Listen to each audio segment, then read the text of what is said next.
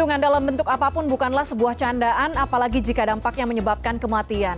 Di Tasikmalaya, 3 anak ditetapkan sebagai tersangka atas kasus perundungan. Hal ini pun masih terus menyita perhatian.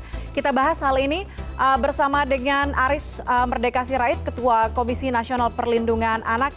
Bang Aris, selamat malam. Selamat malam, Mbak. Selamat malam. Baik, Bang Aris, menanggapi kasus pembulian di Tasikmalaya, bagaimana laporan yang diterima Komnas HAM sampai dengan detik ini soal gelar perkara dan juga penyidikan yang berlangsung? Ya, saya kira yang pertama tentu saya ucapkan berduka bagi keluarga korban. Nah, apa yang sedang terjadi sekarang ini, tim investigasi dan advokasi Komnas Perlindungan Anak, kantor perwakilan kami di Jawa Barat, itu sedang dan terus melakukan investigasi untuk memastikan pendekatan-pendekatan apa yang perlu dilakukan agar penanganan perkara ini sungguh-sungguh berkeadilan. Apalagi itu ditemukan bahwa pelakunya dan korbannya masih anak-anak dan seterusnya. Oleh sebab itulah dalam perspektif perlindungan anak, kita menggunakan Undang-Undang Sistem Peradilan Pidana Anak, khususnya Undang-Undang Nomor 11 Tahun 2012 dengan klasifikasi usia. Maka tugas Komnas Perlindungan Anak di wilayah di Jawa Barat sedang melakukan investigasi yang mendalam, melakukan litmas, penelitian batasan usia untuk mengetahui batasan usia baik itu pelaku maupun korban. Nah, jika memang nanti dipastikan bahwa tadi sudah dinyatakan sebagai tersangka, apakah dia tersangka itu anak itu berusia di bawah 12 tahun. Kalau itu ditemukan hasil penelitian, maka pendekatannya adalah bukan menyelesaikan lewat pengadilan, tetapi diselesaikan lewat apa yang kita kenal dengan pendekatan diversi.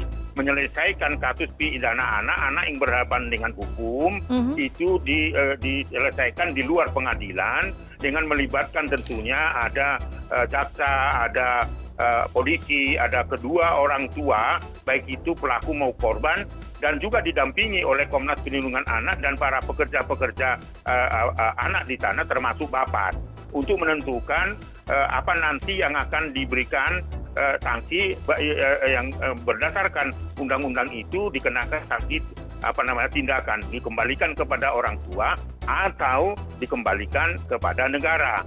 Hanya saja stigma-stigma terhadap persoalan ini yang ada di wilayah itu betul-betul harus ditempatkan proporsional. Itu bukan guyon, walaupun Pak Wakil Gubernur sudah minta maaf kepada publik. Tetapi itu adalah jangan dianggap sepele dan sebagainya, karena itu pendekatannya nanti akan berbeda.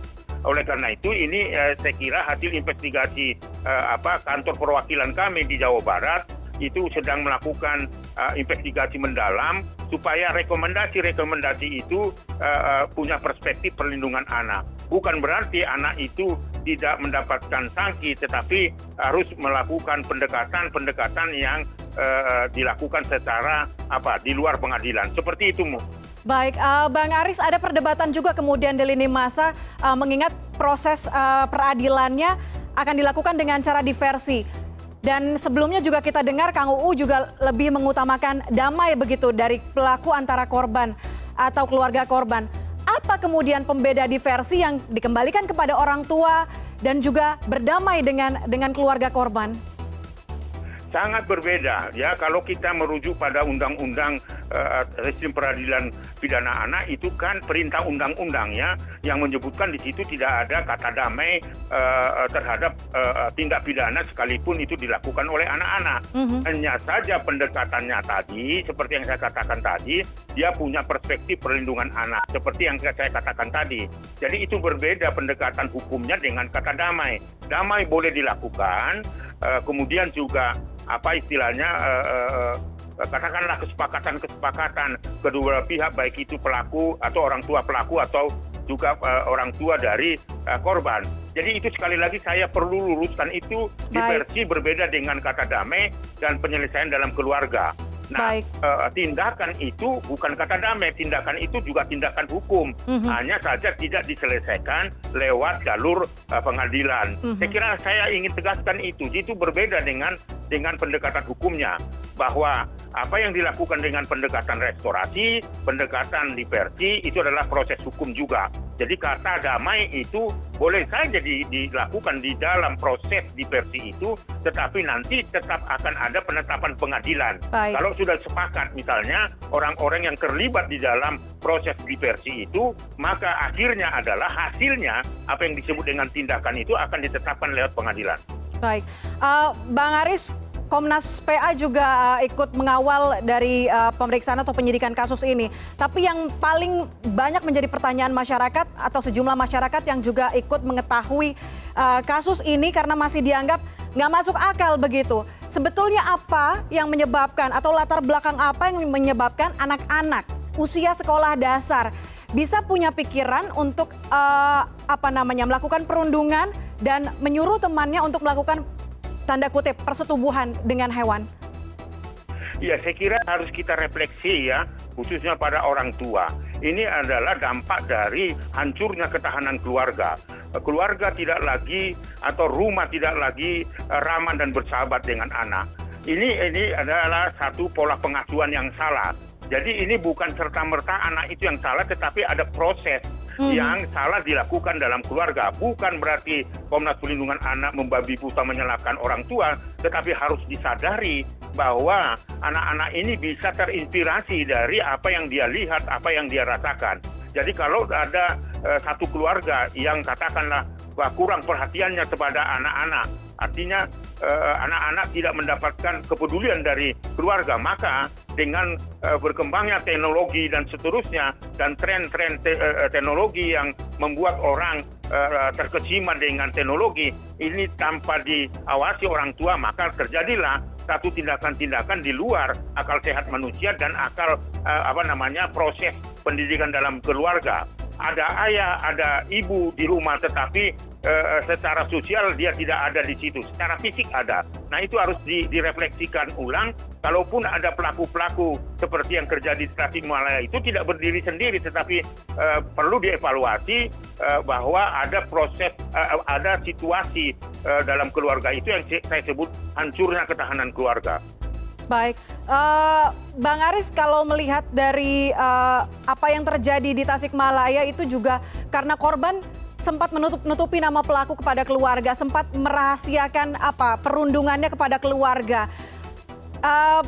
Bagaimana, kapan keluarga juga harus peka, harus sensitif, harus tahu jika anaknya terjadi sesuatu walaupun tidak diberitahu kepada keluarganya?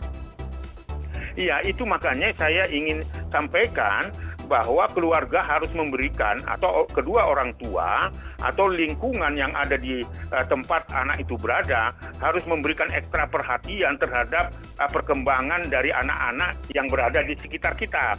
Nah ini nampaknya kurang perhatian.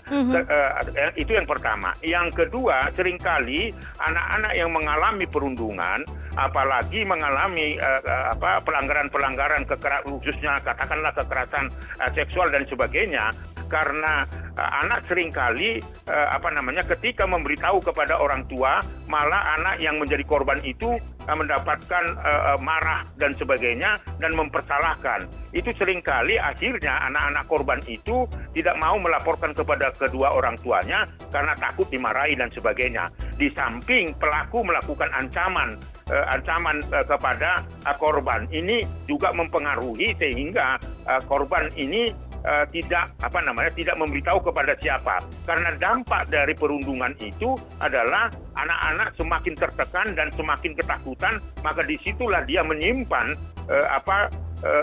deritanya dan tidak melaporkan itu kepada kedua orang tua. Ini yang terjadi di Tasik itu, sehingga sampai sebulan dia mengalami sakit dan sebagainya, tapi orang tua merasa ini hal yang biasa saja. Nah, padahal itu adalah tekanan-tekanan psikologis.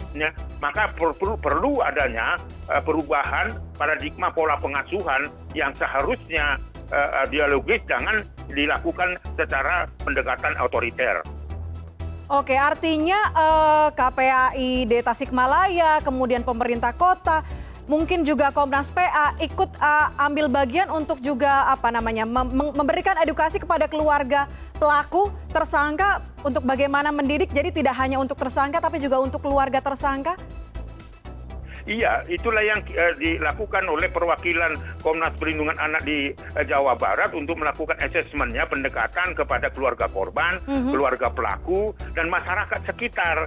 Yang tentunya mungkin masyarakat sekitar mengetahui peristiwa itu tetapi mendiamkan karena takut dianggap mengintervensi keluarga baik itu korban maupun pelaku. Lalu kemudian lingkungan sosial anak termasuk sekolah juga harus mendapatkan perhatian yang serius di situ.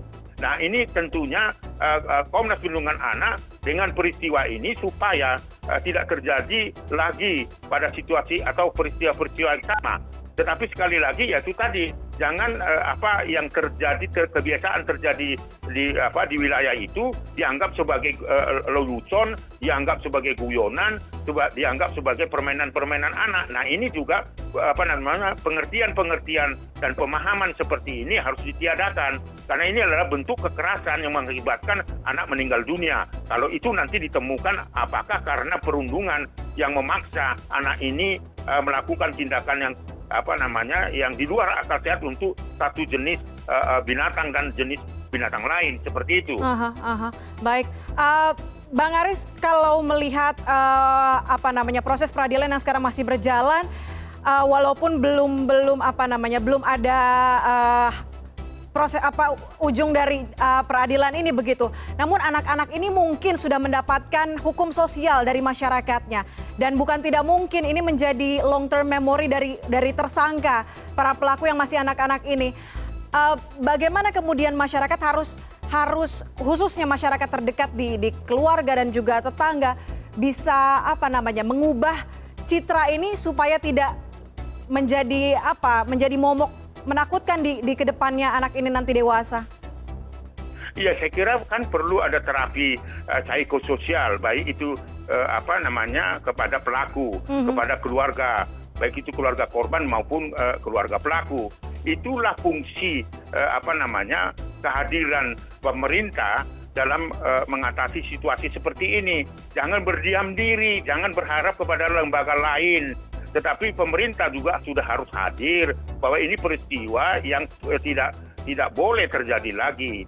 Jadi jangan mengeluarkan statement-statement hanya untuk pencitraan-pencitraan saja. Ini persoalan anak-anak membutuhkan pendampingan baik itu korban maupun keluarga korban dan keluarga pelaku. Nah, disitulah fungsinya apa yang kami harapkan kantor perwakilan kami Komnas Perlindungan Anak yang ada di Jawa Barat betul-betul melakukan investigasi, melakukan penelitian masyarakat apa yang dibutuhkan sehingga korban juga itu harus diterapi karena dia masih anak-anak supaya dia betul-betul nanti tahu apa yang dilakukan itu adalah merupakan hal yang tidak patut untuk dilakukan di kemudian hari. Jadi pelakunya itu juga akan kita terapi dengan baik begitu. Baik. Stop perundungan bukan hanya dari satu pihak tapi juga seluruh lapisan masyarakat harus ikut mendukung stop perundungan ini karena perundungan segala apapun bentuknya bukan candaan begitu ya. Bang Aris, terima kasih banyak sudah bergabung bersama kami malam ini di CNN Indonesia Connected. Terima kasih sudah berbagi bersama kami. Salam sehat. Sama-sama Mbak, sama-sama. Selamat malam.